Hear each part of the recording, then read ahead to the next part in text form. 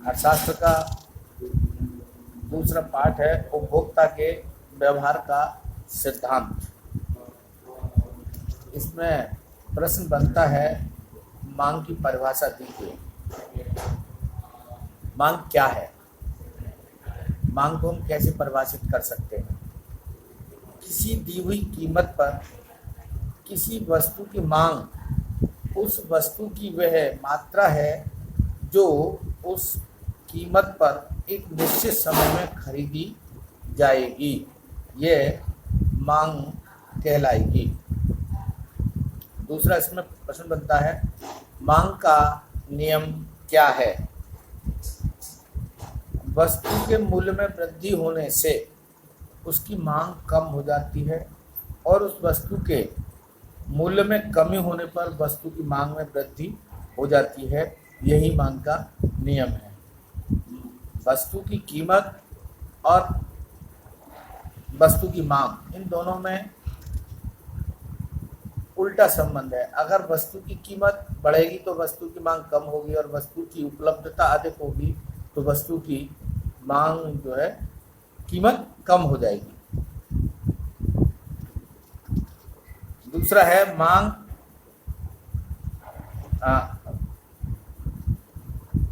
मांग और मांगी गई मात्रा में क्या अंतर है? मांग से प्राय एक वस्तु की विभिन्न मात्राओं को प्रकट करने वाली उस संपूर्ण अनुसूची से है जो कोई उपभोक्ता विभिन्न संभव कीमतों पर खरीदने के लिए तैयार है। उसको जो भी उपयुक्त कीमत है, संभव कीमत है, उस कीमत पर खरीदने को तैयार है। जबकि मांगी गई मात्रा से अभिप्राय उस विशेष मात्रा से है जो एक कीमत विशेष पर की जाती है। अगला प्रश्न बनता है इसमें, आड़ी मांग से आप क्या समझते हैं? आड़ी मांग से आप क्या समझते हैं? इसका उत्तर है अन्य बातों के समान रहने पर किसी वस्तु की कीमत मान लीजिएगा x है तो x की आड़ी मांग उस वस्तु की उन मात्राओं को बताती है जो उपभोक्ता जो x की विभिन्न कीमतों पर नहीं वरन उसे उस वस्तु से संबंध किसी अन्य वस्तु दूसरी कोई भी मान लीजिएगा y की विभिन्न कीमतों पर खरीदने को तैयार है। अगला है, छोटे छोटे प्रश्न है ये, संयुक्त मांग से आप क्या समझते हैं? संयुक्त मांग से आप क्या समझते हैं? जब एक आवश्यकता को पूरा करने के लिए अनेक वस्तुओं की मांग एक साथ की जाती है तो वह संयुक्त मांग कहलाती है।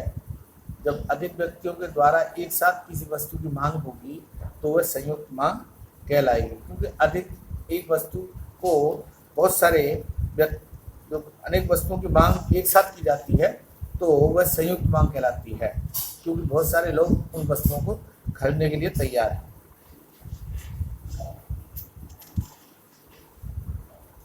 अब इसमें आता है प्रश्न, मांग की लोच से आप क्या समझते हैं? मांग की लोच से आप क्या समझते हैं? इसमें प्रोफेसर मार्शल ने परिभाषा दी है। प्रोफेसर मार्शल, बाजार में किसी वस्तु की मांग का अधिक या कम लोचदार होना,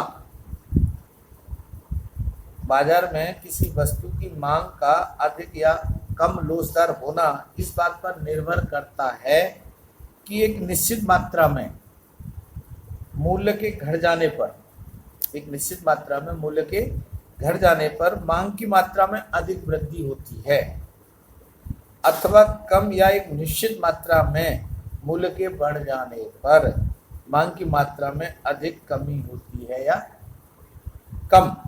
ये मांग की लोच को स्पष्ट किया है प्रोफेसर मार्शल ने। अब यहीं पर इसको करते हैं आगे, कल फिर और आपको बताएंगे